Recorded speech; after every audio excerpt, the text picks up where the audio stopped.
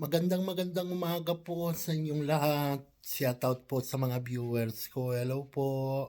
Kumusta na po kayo? Tayo gagawa muna po ng video ngayon kasi mamayang konti gigising na po yung amo ko nito. May doktor na naman po kasi siya. Pupunta sila ng hospital. Ayun. Hanggat tulog mamayang mga 9 po siguro. Siya'y alis. Gigising na siya. Kumusta na po kayo? Ito po, tayo maglilinis muna. Magpunas-punas lang po ng konti.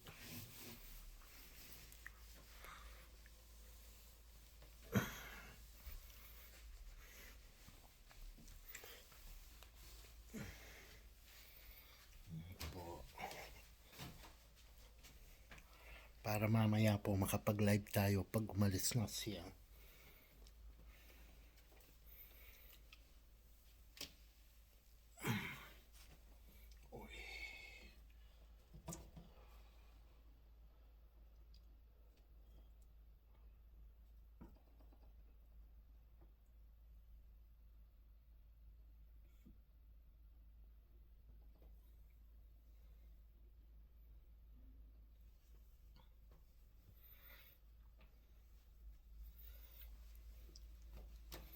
Kaya medyo bilisan po natin ng konti yung pagpunas-punas para naman po na para pagkagising niya.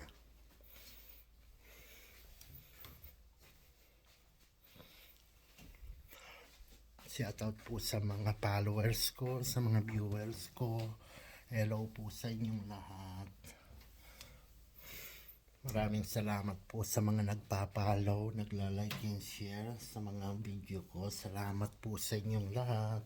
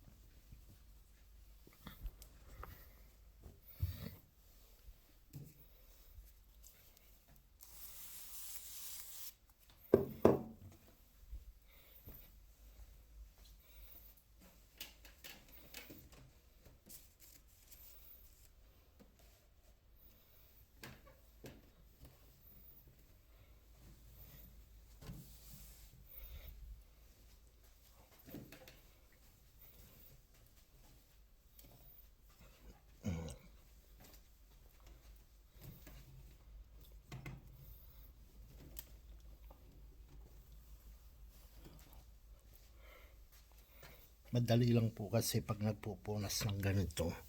Basta mapadahanan mo lang ng trapo ang mga mobles. Okay na po yun.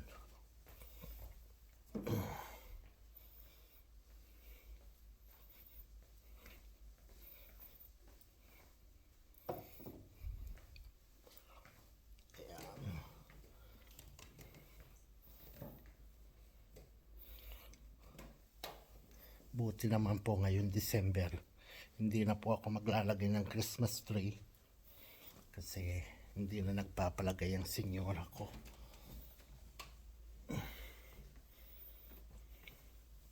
Ang medyo maharte lang po nung kapanahon na nabuhay ang amo ko lalaki. Yun po talagang bawat December pinapatayo niya yung malaking Christmas tree nila. 4 na oras ko po tinatayo yun pag tinayo ko. Ngayon, buti wala na. Wala na po akong itatayo.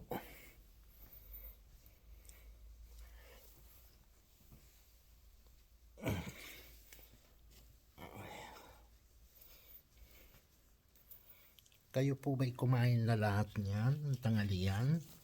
Yung hindi pa po kumain. At oras ng merienda, magmerienda na po kayo.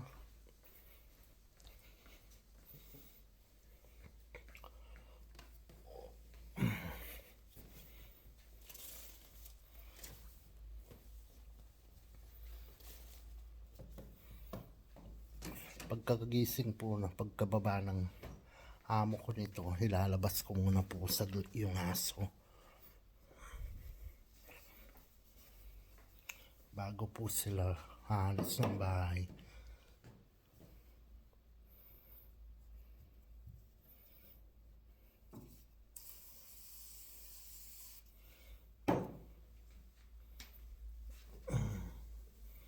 Siguro bago magtanghalian makabalik naman sila.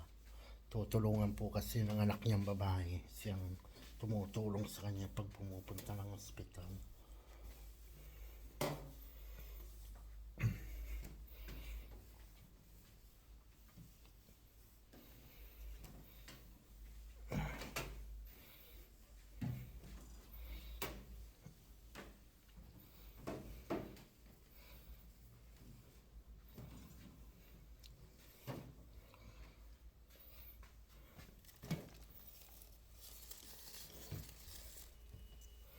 Ilang buwan na lang po akong magpunas-punas ng ganito.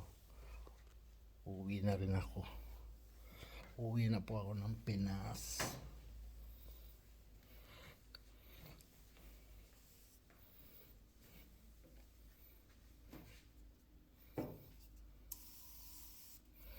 Excited na po akong makauwi. Biro mo sa magsi 7 years na rin akong hindi nakakauwi ng Pinas.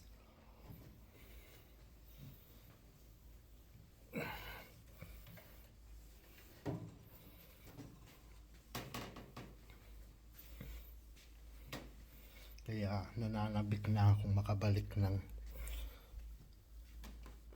lupang sinilangan.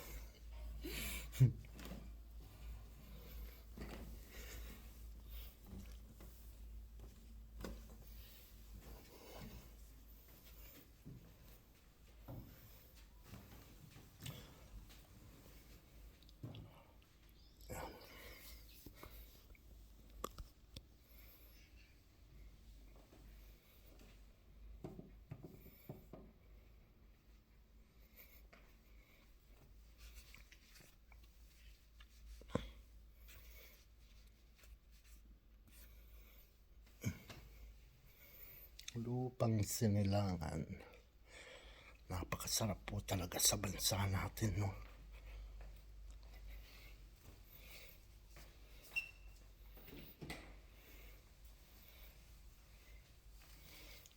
Dito naman po sa bansang abroad,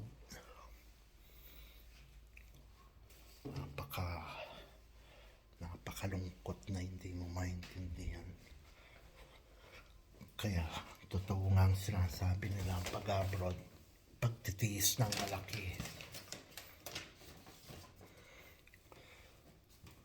Kaya yung ibang nag-abroad, gusto lang nila makaipon, makapagpatayo ng sariling bahay kung wala pa naman bahay. Kaya nagtitiis po yung mga ibang nag-abroad dahil doon lang. Pero kaligayahan po, wala kang kaligayahan sa ibang bansa na ganito. Sa unang pag-abroad mo, kung saan ka bansang pupunta, siyempre excited ka, gusto mong makita yung iba't ibang lugar. Pero pag tumagal ka na po, doon mo na maramdaman ang kalungkutan, ang homesick, laban sa kalungkutan. Yan, mararamdaman mo na po yan. Tsaka kailangan talaga tibay ng loob ang pag-abroad, dahil ang pag-abroad, siyempre, o alis ka, kumpleto kayo. Tapos, siyempre, hindi mo naman hawak ang buhay ng tao. Minsan, may mauuna sa mga pamilya. Kailangan lagi kang handa pagdating doon.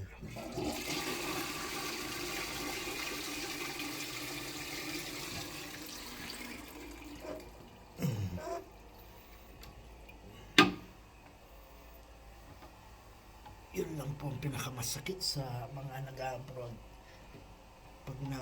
Pag may nawala sa pamilya, pag uwi, hindi mo na makita. O dalawang bagay pa kung makakauwi ka pag ganun.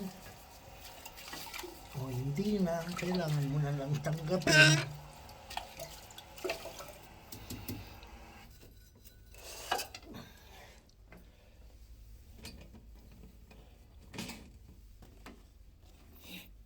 Diba?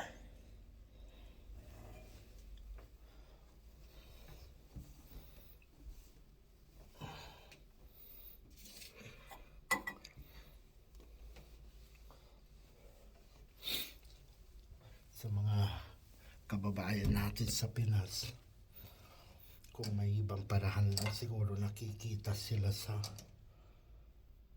bansa natin, may magandang kita, hindi mo na po sila mapapalis. Kaya lang, yun lang, nakikipagsapalaran.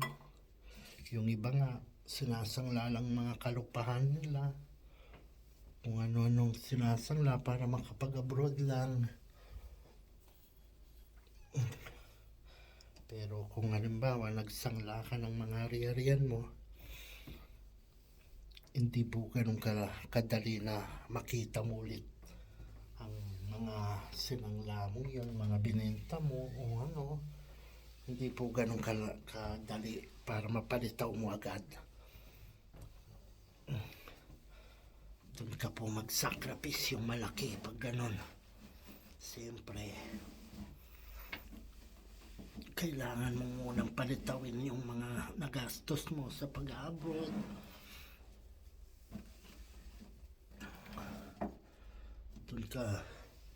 Doon ka magsimulang maghirap po dito sa abroad. Pag ganun.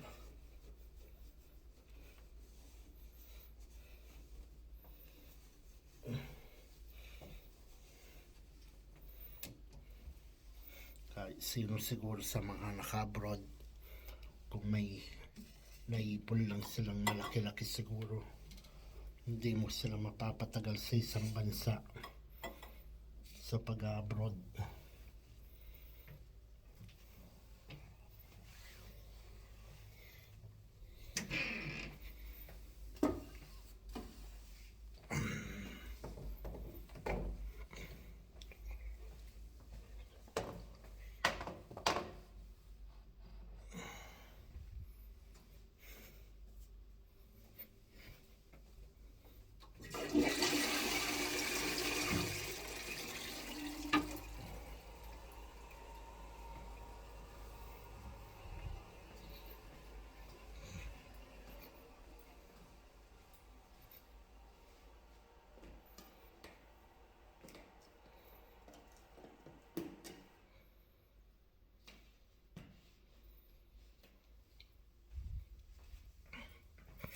Yan po.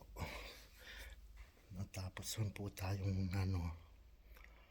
pagising na rin po yung amo ko nito. Hindi ko muna po pahabahin ng aking video na ito kasi papagising na rin po, mag-alas 9 na kasi. Bababa na yun.